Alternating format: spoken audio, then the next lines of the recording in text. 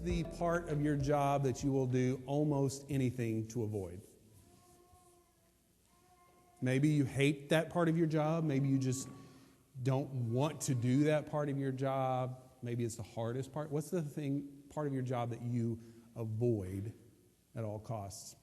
Obviously, I love every aspect of my job. There's nothing that I don't enjoy about my job.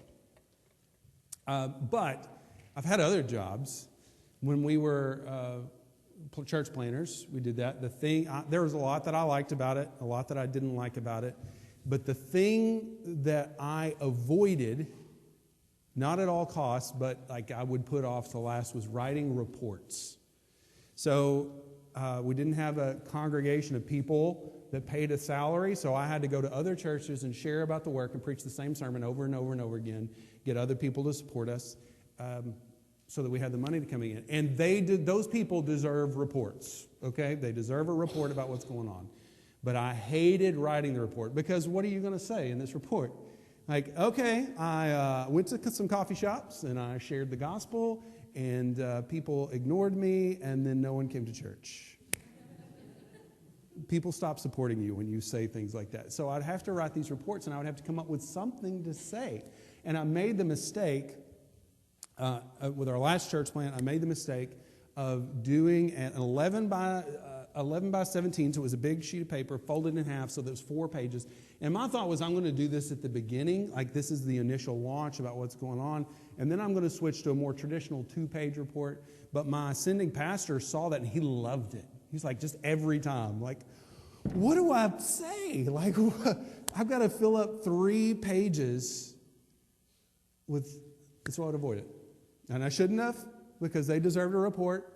But I avoided that part of my job. What's the part of your job that you avoid? Maybe it's reports, right? Maybe it's work, like you just avoid the work part of your job. What about when it comes to being a follower of Jesus? What is the thing that you like, the aspect of it that you just like, I've got other things I'll do first, and then if I get to that, I'll do, what's the thing that you miss out? Maybe it's sharing the gospel. You're just so nervous around people. You're so nervous about talking to people that you can't do it. You're afraid that you're going to mess it up, and so you do everything else. Maybe it's giving. Maybe you just struggle with letting the money go, and you're like, I can't. It's giving. Maybe it's serving. You're like, you know what? I work all week long, and the idea of finding a way to contribute to what's going on outside of this is just, what is the thing that you struggle with as a believer to follow through with, the thing that you avoid that you know you're supposed to do? Well, we're going to look today at the thing that I think that we as a church maybe not avoid, but we don't do well, that we're going to do better at, that a lot of churches struggle with when it comes to being followers of Jesus and being churches that we're supposed to do. And we're going to look at this from the Great Commission, which is our basic marching orders for what it is that we need to do. We call this the Great Commission, but if you look through your Bible, you're not going to find the words Great Commission. That's just what we call it. Jesus had been resurrected. That was last week. We did that right last week, right? Jesus had been resurrected, and then Jesus spent about 40 days appearing to the believers and spending time with them, talking to them, encouraging them, those kinds of things. About 500 people saw him in that period. And then he's going to return to heaven. And he gives them marching orders, and we call that the Great Commission because it was what he said right before he left. That's in Matthew chapter 28, and we're just going to look at 3 or 4 verses today. Well, we'll look a lot more than that, but we're going to stick in these 3 or 4 verses to talk about this thing that we have a tendency to avoid as churches, and what we're going to do better about it as a church. In Matthew 28, chapter 28, starting verse 18, it says, Jesus came and said to them, all authority in heaven and on earth has been given to me. Now, Dan, I'm about to call an audible here, so I'm going to go read through it, and then I'm going to come back to the beginning again, okay? You can keep up with it. I trust you. Go, therefore, and make disciples of all nations, baptizing them in the name of the Father and the Son and the Holy Spirit, teaching them to observe all that I've commanded you. My notes are missed here. All that I've commanded you. Go to the next one. And behold, I am with you always to the end of the age. These are our marching orders. And there's basically 4 things that he tells us to do. Here, go back there. There you go. Go forward one more. Well, we'll start right there. Well, the first thing that he says to do, I promise I prepared for this sermon. I spent like a lot of time on this. I'm getting old and I can't remember all this stuff anymore. I used to preach without notes, and I feel like I'm so ashamed because I'm up here and have notes now, and it's throwing me off. The first thing that he says to them is, all authority in heaven and on earth has been given to me. Now, if he's going to tell us what to do, why does he start off with that? It's because he wants them to know that he has the authority to tell them to do what they're about to do. Hey guys, just in case you're confused about who's in charge, it's me. I'm in charge. If I tell the kids to do something, and it's usually tell Beck to get out of the shower because he's been in there for 45 minutes. So he's just been in there for a long time. I tell one of the kids, go tell Beck to get out of the shower. If they go and tell him to get out of the shower, does he have to listen? No, because Cooper has no authority over him. Quinn has no authority over him. But if they go and say, Dad says, get out of the shower, what does that display? It says, I have authority to tell you this. I'm conveying this. The person that has authority has delegated it to me and says, get out of the shower now. That's what they say. And when they do that, the water should go off immediately. Why? Because the one with authority has issued a command. And Jesus says, all authority in heaven and on earth has been given to me. Just in case you're confused about who is in charge of you and what you're supposed to do, Jesus says it's him. Go, therefore, and make disciples of all nations, baptizing them in the name of the Father and of the Son and of the Holy Spirit, teaching them to observe all that I've commanded you. He says, now that I've told you who's in charge and you understand that I'm in charge and you're supposed to do what I say, here's what you as believers should spend your time doing until I come back. There's 4 things. The first, we're going to do these out of order, okay? We're going to do the first one. The first one is go. What does that mean? It means go. Don't sit here and wait on me. Don't just hang out. Because what have the disciples been doing up until that point? They've been hanging out in the upper rooms. They've been hanging out in their rooms, basically waiting on him to take them to heaven. They were just hanging out, having church, having worship services, sitting around until he got ready to take them. And he says to them, like, look, this thing of you just sitting in church all the time and not doing anything is over. Here's what I want you to do. I want you to go. This kind of has 2 ideas in it. The go of going about your lives. You go about your lives. You go to work. You do what you need to do. And as you go, you're going to do these things that I've told you to do. But there's also this go thing that we've got in here about sending people specifically, because we're going to talk about going to all nations in just a second. But he says, I want you to go out of this place and do what I've told you to do. Don't just sit here and have church all the time where you're just in this insulated community, but get out in the world to do what it is that I'm about to tell you to do. But also, I'm going to call you in just a little bit to send people specifically to go. Now, we're pretty good at going, right? We're pretty good about going out there, going in the world, going to work, doing the things that we need to do. If anything, we might need to have church a little more. I don't know. We're pretty good about the going. And we're even really good about sending people specifically to go and share the gospel, right? A missionary comes in, we'll give them some money, we'll do that. We support missionaries out of our budget every month, and that's a good thing to do. We're pretty good at the go. And he says, make disciples of all nations. And we're going to skip the make disciples part. No, I'm not going to tell you why. You'll figure that out if you can figure that out just by looking ahead a little bit. But he's talking about going to people of all nations. This word nation does not just mean country, but it's peoples. Go out to everyone. He says in this that the gospel is for every person.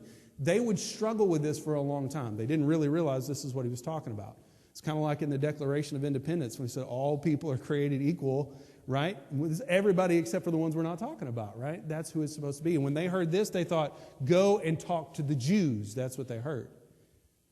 But he says, no, look, this is a message, and what you're doing is supposed to be for all peoples. Baptize them in the name of the Father and of the Son and of the Holy Spirit. We're pretty good about baptism. We even put that in our name. We care about that one a lot. Baptism's easy. We just get up here and do that. We don't share the gospel or anything, right? We just get somebody that's saved and baptize them. The baptism that he's talking about, this is not just any kind of baptism that you call baptism, but the baptism they practiced had started with not Jewish believers, but Jewish converts. People that said, hey, I want to follow Yahweh. I want to convert to this. And so they would have to do a lot of things. They would have to take classes. If they were a man, they would have to be circumcised. But the final step was baptism that they would go through. And they would baptize themselves. They would get in the water and wash themselves clean of their old life and show that they were now going to be Jews who followed the law of Moses. That's what they were going to do. That's how baptism started. John the Baptist changed baptism. He said, baptism is not anymore, it's not about you converting, but it's about you recognizing that you're a sinner in need of forgiveness. And it's not forgiveness that you can earn on your own. You can't go baptize yourself and say, I'm going to do better. But someone else has to baptize you. And it washes, you get baptized as a demonstration that you are not going to do that anymore. But Jesus changed it one more time. Jesus changed it one more time and said, hey, now that I have done the work of rescue, now that I've died for you, and you know that the way that you receive forgiveness is not by trying harder, not by offering sacrifices, but it is by you trusting in me to forgive you. Baptism is different. What is baptism now? Baptism now is a picture of what's already happened. That you're laid down in the water as Jesus was laid down in the tomb, signifying that you have died with him, that you are raised back up, signifying that you have been raised to new life. And it's not the old life that continues, but the baptism that you are raised up. And the baptism is not the thing that does it, but it's the picture of that. And what he says is, I want you to go out and I want you to baptize those that are saved, not just among your people group, but among all nations. He said, I want you to teach. We're pretty good at teaching as Baptists. We do a lot of teaching. I talk all the time, like I'm just teaching all the time. We teach. We like that part. Teach them to observe all that I have commanded you. We teach and we teach and we teach, and we have classes, and we want more Bible studies, and we watch YouTube videos, and we want to listen to podcasts. We want to teach and learn all the time. That's a thing we do pretty well. Where we struggle at on this a little bit is not just the teaching, but teaching to observe. What does it mean to teach to observe? That means give them a way to use what you've been taught. Not just teaching them to know all the things that Jesus has said, but teaching them to do all the things that Jesus has said. We're really good at teaching. We teach a lot. But one thing that people struggle with, especially in seminary, the thing that they stress to is over and over and over again, is application, application, application, because it's easy to stand up and teach. It's hard to teach people to apply it. So we're good at teaching, right? This is the thing we've been told to do, but we have to do better about application to make sure that our small groups are teaching, not just teaching, but are teaching how to use what it is that we've been taught. That our kids' classes, and we put a big focus on this in our kids' classes, that our kids are learning stories, they're learning the Bible, they're learning these things, but they also find out what they're supposed to do with those things. That the command is not just to teach, but to teach to observe. We're pretty good at teaching. We need a little work on the to observe part. But this is the part that we avoid. This is the reports of the church world. This is the thing that we don't really want to do. And sometimes it's because we don't want to do it. We don't want to do the work of this. And sometimes it's because we don't even realize this is a thing we're supposed to be doing. And sometimes it's because we don't know how to do it. But this command that we have a tendency to skip is the second thing that he says in this, which is to make disciples. Make disciples. Now, I want to tell you, the way that I was taught this as I was growing up, the way that I was taught this was that what make disciples means is to share the gospel. And the people who are saved are the disciples. So you're making disciples. Now, you should share the gospel. But that's not the biblical example of what he's talking about. There's no point in recorded history, either before this or after this, where making disciples, at least according to what we're told by Scripture, there's no point in this where making disciples is just getting people saved. That's not what it is. But rather, making disciples is a much bigger process. And I don't want you to hear out of this, well, we don't have to share the gospel anymore. We just have to teach people to do better. That's not what he's saying. You share the gospel. We've been called to go and to share the gospel, to preach the gospel. But that's not just what we're doing. We're doing far more than that. Making disciples starts with sharing the gospel. But making disciples is this. It is cultivation of spiritual growth. Discipleship, making disciples, is about taking people from where they are to where they need to be intentionally. Discipleship, let's put it this way. When what we generally do is similar to what hunter-gatherer civilizations did when it comes to spiritual growth, right? What do hunter-gatherers do? They walk around, and if they find food, they eat it. If they find something while they're hunting, they kill it and they eat it. A lot of people die because of that. Because it's just whatever we happen to find. Right? You look at people in those civilizations and they don't have enough food. They don't have enough nutrition. They're just eating the same things. They're stunted in their growth because they eat whatever it is that they happen to find. But think about our modern industrial agricultural system. When was the last time any of you went without food without wanting to go without food? Like maybe you're trying intermittent fasting, then that's not what we're talking about. When was the last time that you wanted to eat food and there was no food available for you to eat?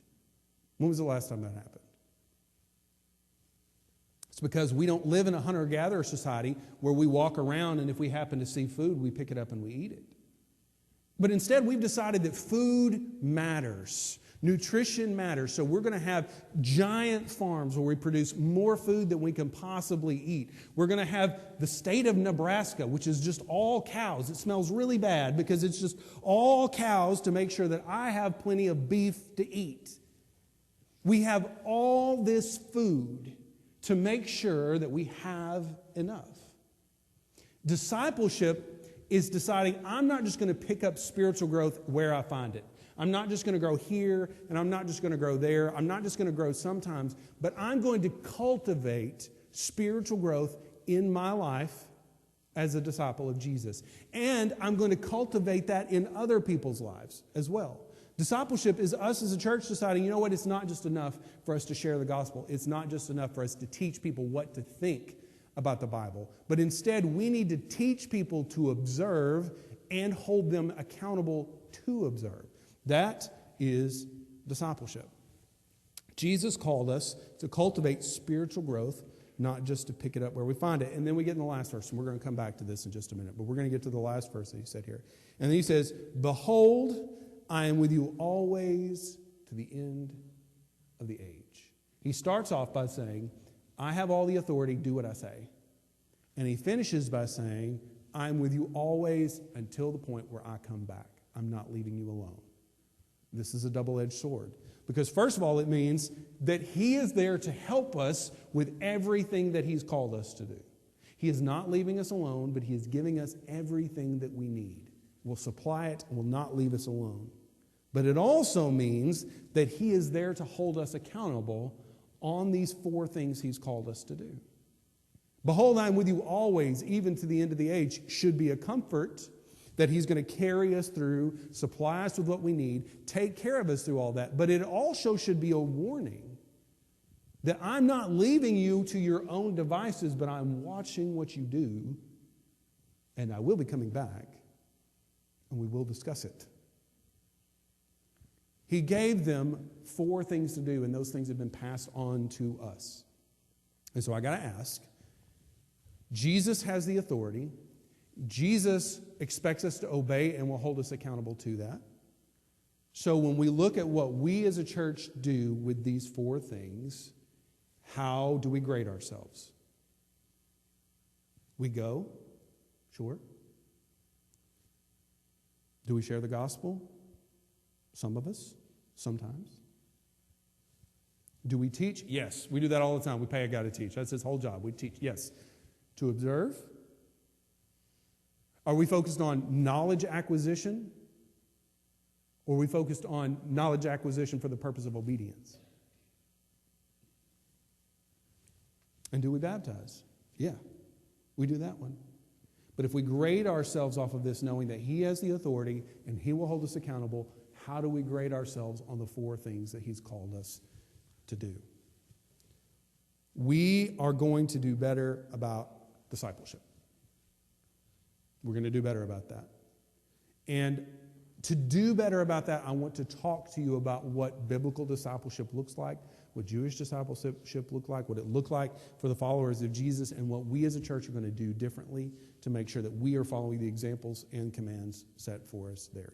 Discipleship started with the Jews. So whenever they were carried off to Babylon, they weren't able to go to the temple, so they set up the synagogue system, and they had rabbis that would teach because they couldn't go to the temple. And so these rabbis were there, and they needed the next generation of rabbis. They needed other people to come along. So they set up what were called disciples. These are people that would follow them. And the way the Jewish school worked for a kid, at least at this time, was When you were able to go to school, you would go to school and you would memorize the Torah. That's the first 5 books of the Old Testament. Everybody was supposed to memorize that, okay? You had some that did really well with it and some that really struggled with it. The ones that really struggled with it might continue some education, but they were done with their religious training, right? They would deal with just the first 5 books. This next group, the ones that excelled at that, would go on to the next, and they would memorize the law and the prophets. So they would continue on past the law to the prophets and the other books of history that were there, and they would work on memorization of those. It wasn't necessarily application; it was all about memorization. If you got past that, right, and you still wanted to keep going to school, or you did well enough in that, you would memorize parts of the midrash, which are the rabbinical teachings. All these things that the rabbis said about this. It's like memorizing a commentary. So they would memorize all these things and then learn more about how to actually apply and use and come up with their own things. And that's high school, right? That's the top level. And if you made it to that point and you had enough money and you had done well enough and you wanted to continue on, what you would do is you would find a rabbi that you liked, or you would find a safety rabbi. I mean, just in case that rabbi didn't work out. You would find a rabbi that you would like, and you would apply to become one of his disciples. And he didn't have to take you. He didn't have to take any. They wanted to take on disciples because the more disciples they had, the more influence that they had. But they would only take on the ones that they wanted. So if you're an up-and-coming rabbi, right, you're going to get the state school, community college kids. I don't know. You're going to get the ones that weren't applying to the Ivy Leagues. Or if you're just excelling, then you would apply to the tip-top ones. When Paul defends himself, I think it's in Acts 24, Paul defends himself against the Jews and some of the things that they were saying. The way that he defends himself is he says, I was a disciple of Gamaliel. And that doesn't mean anything to you, right? Because you don't know who Gamaliel is. But Gamaliel is like the Ivy League rabbi of the time. He is at the top. Whenever they're early in Acts, whenever they're considering how to stop Christianity, Gamaliel is the one that speaks up and everybody in the Jewish council listens to, because he was so important. And so Paul, being at the top of his career, applies to the top rabbi, and he gets in. This is the way it would work. You would follow this rabbi. If he accepted you, you would follow him. And they expected some things, okay? Only the best and the brightest got to get in. Only the ones who had memorized, for years had memorized the entire Old Testament and the Midrash and could debate about these things because of all that they'd memorized. They would literally follow him around. They had jobs. Most of them had jobs. The rabbis generally had jobs, other careers. But during the time when he was doing his rabbinical work, they would follow him around wherever he went. Wherever he goes, we're going to go. What's the lesson plan for today? I'm going to Walmart. That's the lesson plan for today. And you're going to watch me go to Walmart, and you're going to watch how I interact with people at Walmart, and you're going to watch the way I shop for groceries at Walmart, and you are going to follow me and watch, just in case I happen to teach anything, just in case I do anything, you can model my behavior. They were supposed to put him first above everyone else. And there's actually a fun little rule about this. To follow a rabbi, a man had to get permission from his wife to follow a rabbi. Because if he was going to follow more than 30 days, and you really had to follow more than 30 days, so he'd have to get permission from his wife, because the rabbi was going to come first. Right? You got a birthday, rabbi wants to do something, too bad. You're going to follow the rabbi. Mom and dad need something, it's too bad. You're following the rabbi. The rabbi came first until your period of discipleship was over. He came first. And your goal was not to learn things. Your goal was not to learn how to think about things. Your goal was not to learn new information. Your goal was to become like the rabbi. That's why you go to Walmart with him. That's why you learn how he picks out groceries, because your goal is not just to learn what he thinks, but to become like him. So that when you said, I trained at the feet of Gamaliel, what that meant is, if you know Gamaliel, you know me. Until you distinguished yourself enough that you were a rabbi that other people would come to, you were to be like that rabbi. Jesus comes along and he changes the first part, but not the second part. The way that Jesus changed, so we're going to hit the part that he didn't change first. He called his disciples to literally follow him. You remember in Matthew chapter 4, verse 19, he said to them, follow me, drop those nets, leave those boats, and follow me. Leave your work behind and follow me, and I'm going to make you not into fishers of fish, but into fishers of men. The call of discipleship that Jesus put out there was for them to literally follow him wherever he went. Why? Because he might be teaching that day. He might not be teaching that day. He might go to Walmart that day. He might not go to Walmart that day. But you needed to be there to see how he did everything so you could become like him. He expected to be superior to their family in priority. He expected to be first, right? Jesus called these guys to follow him. In Matthew chapter 8:21, another of the disciples said to him, Lord, let me go and bury my father. Now, you might think that sounds kind of rude, that, this guy's like, my dad just died. I want to go bury him. Jesus says, follow me and leave the dead to bury their own dead. That seems pretty harsh, seems pretty cruel, but that's not what's happening. When he says, leave me to bury my father, his dad's not dead yet. His dad is still alive. He's saying, allow me to care for my elderly parents until the point that I no longer have that obligation. And then I will follow you. And when Jesus says, leave the dead to bury the own dead, he's not saying, your dad died yesterday. Why are you so upset about this? Let's go. Like, it's over. Move on. He's saying, I am supposed to come first. You don't put other family obligations first. You don't put these other things first. But if you're going to be my disciple, you follow me first. And they were expected to become like him. John chapter 13, they're at the Last Supper, and Jesus gets down on his hands and knees and washes their feet.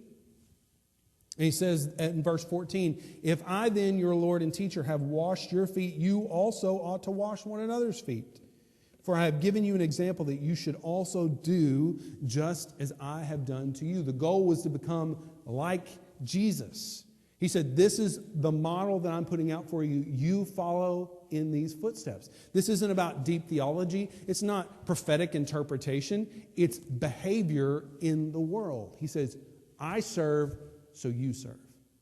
I wash people's feet, so you wash people's feet. I give myself up for others, so you give up yourself up for others. When Jesus called disciples, he didn't change the goal of a disciple. He said the goal of a disciple is the same, that you follow me wherever I lead you. You put me first in all things, and you become like me in the process. What he did change was who it was that got to follow him, right? Because who was it that got to follow the Jewish rabbis other than Jesus? Because he was also a Jewish rabbi. Who was it that got to do that? The best and the brightest, the ones who'd made it through elementary school and junior high and high school and now got to go on to college. The best of the best. But Jesus didn't take applications. There's never a point. Well, there are a couple of points, but most of the time, I'm struggling today, Mike. I don't know what the deal is. The people would come to Jesus and he would say, follow me. And some of them said no, as we just read. Follow me. Jesus didn't look for the best and the brightest. But he called other people to follow him. He wasn't looking for applicants, but he called his disciples. He didn't look for the best educated and the best qualified. He called people based on his own standards. And sometimes you wondered what those standards were, because sometimes it was a standard of faith. And like, these people had a lot of faith. They weren't very smart, but they had a lot of faith. Sometimes they didn't seem to have very much faith either. Jesus had his own standards that he called people to follow him from. But he also, and I think this is a big one, he didn't just call men to follow him the way that the rabbis did. The rabbis would have men that would follow them. It was just those men who had been through that education that would follow him. But we look at the story of Mary and Martha. Whenever Jesus comes over to their house with all the people, and they're supposed to be cleaning, but Mary's not cleaning. Martha gets upset and says, Jesus, will you tell her to get in here and wash these dishes? Will you tell her to get in here and help me out to serve? Because we've got y'all here and we need to take care of this. And what did Jesus say? Jesus said, no, she has chosen the better portion. She's chosen to do the right thing. But he also says this in the way that Luke describes her in Luke chapter 10. It said she had a sister called Mary who sat at the Lord's feet and listened to his teaching. Now, what does it mean to sit at his feet? That doesn't mean they ran out of chairs, although they probably did. It doesn't mean that they ran out of chairs. When Paul defends himself, again back in Acts chapter 24, he defends himself. He doesn't say, I was a disciple of Gamaliel. What does he say? He says, I sat at the feet of Gamaliel. Sat at the feet is an idiom that means I was a disciple of. So when Luke goes out of his way, not to say Mary was sitting in the room, not to say Mary was standing there listening, not to say Mary was around when it happened, but he goes out of his way to describe her posture before Jesus as a disciple of Jesus, as one who was also given the opportunity to follow, to learn, to become more like him. Jesus did not say this is a thing for men, but he allowed a woman to sit at his feet in a clear indication that she was a disciple of him. So, what was discipleship for them? It was life training by following someone who would display an example of what it was to be like them.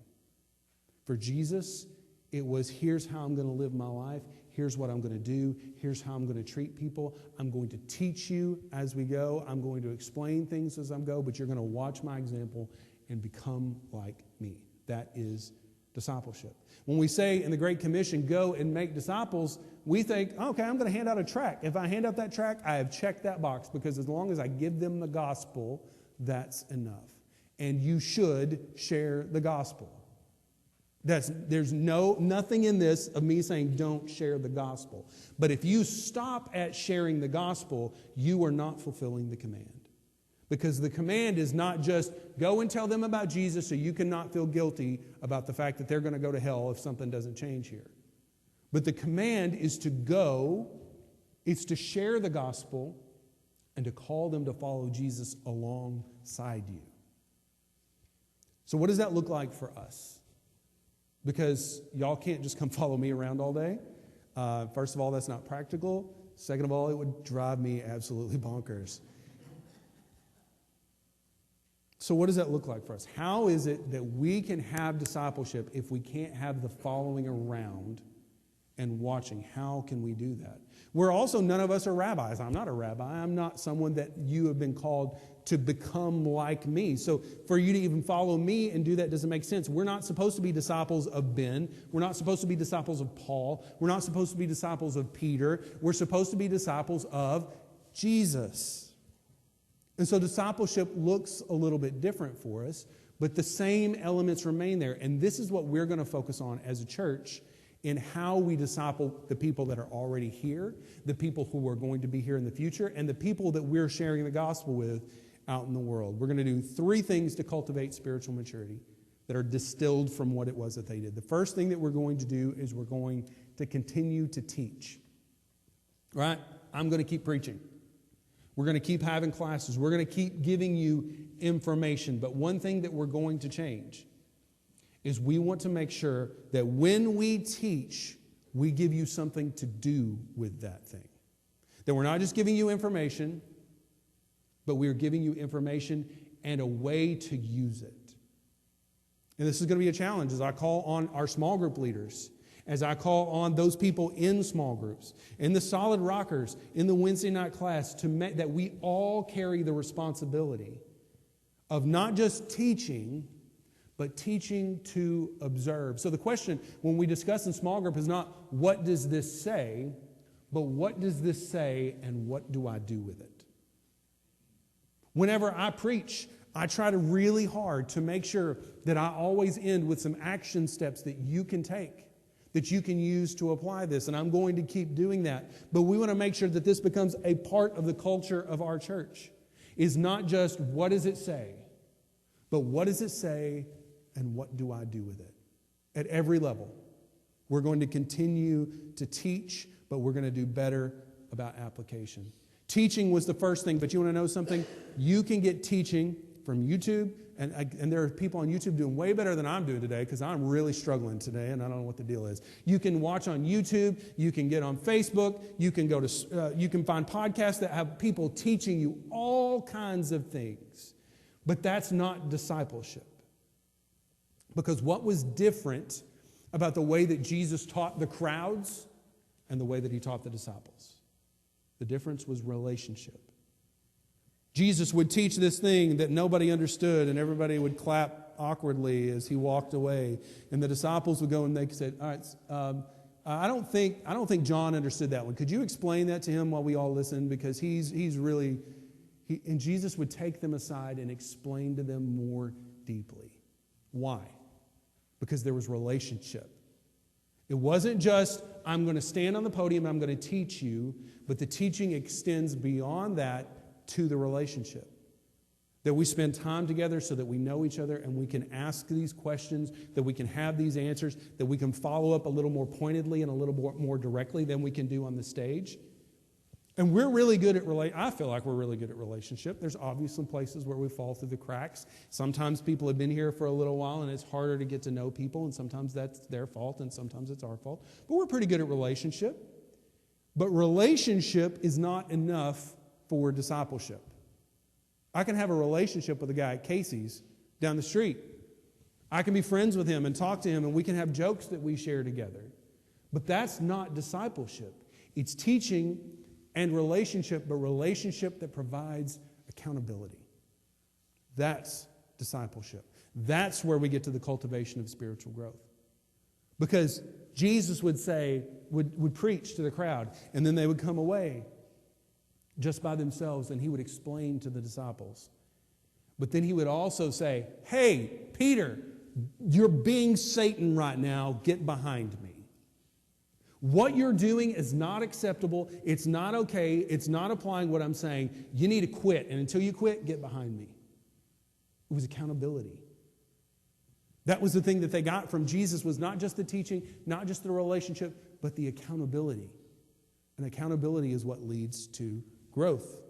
A lot of churches get lost at this step. We have relationship. Everybody has relationship. They go to coffee, they go to dinner, they spend time together. But if relationship doesn't have accountability, it's not discipleship. Because discipleship calls you to something more.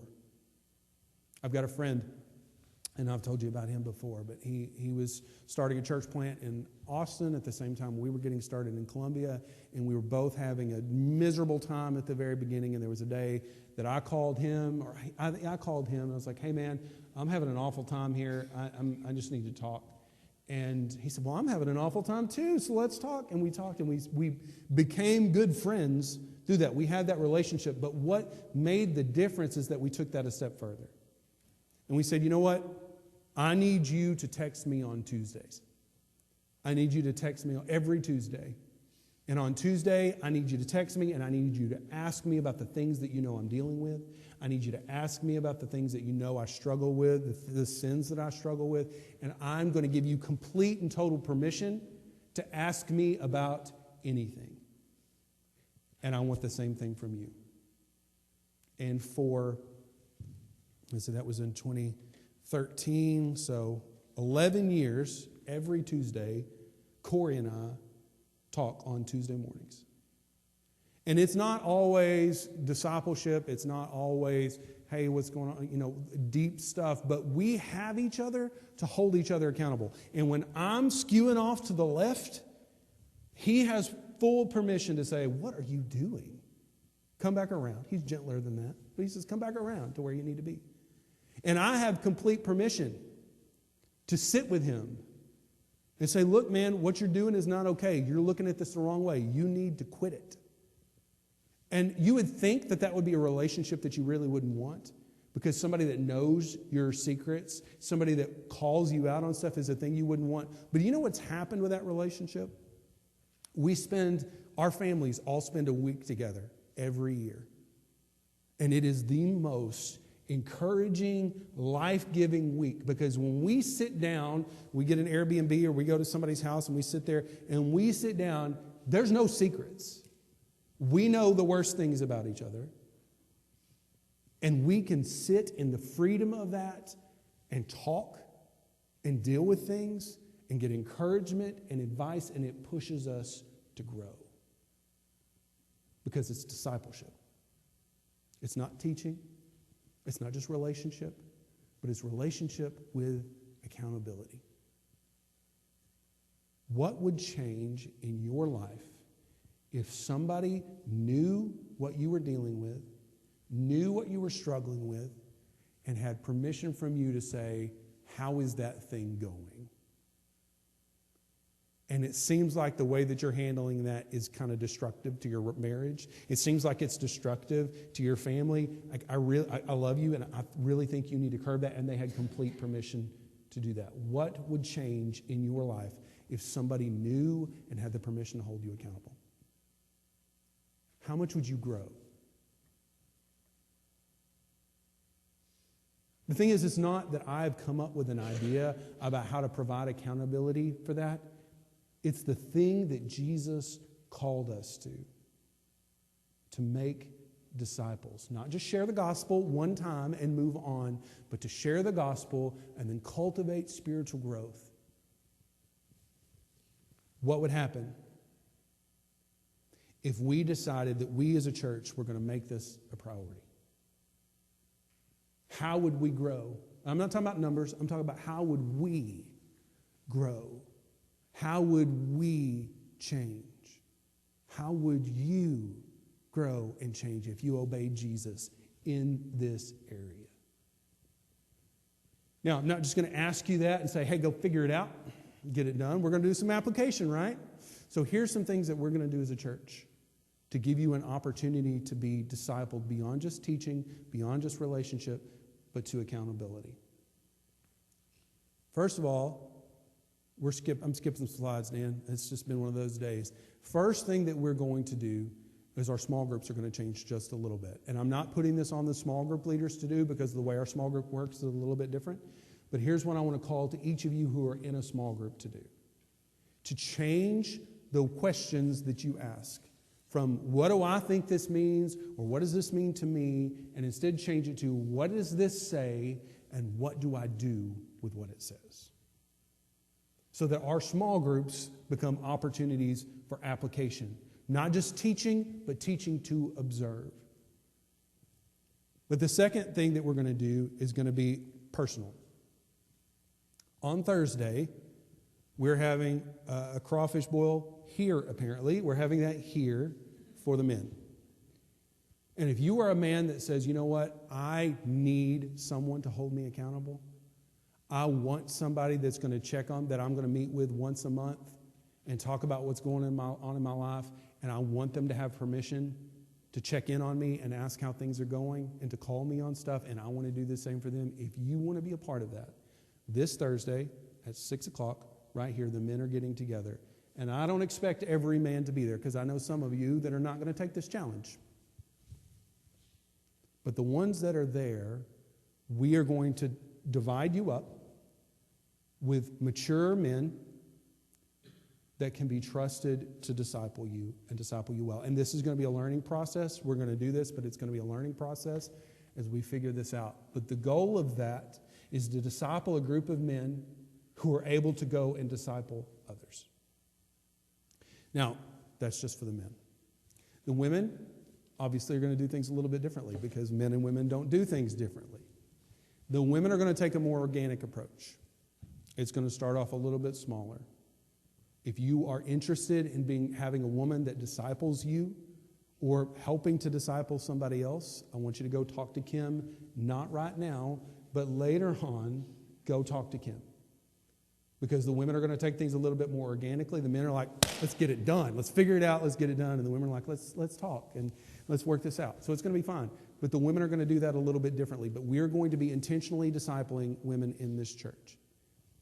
And if you want to be discipled or you feel like you're led to help with that, go talk to Kim. What is the application for today?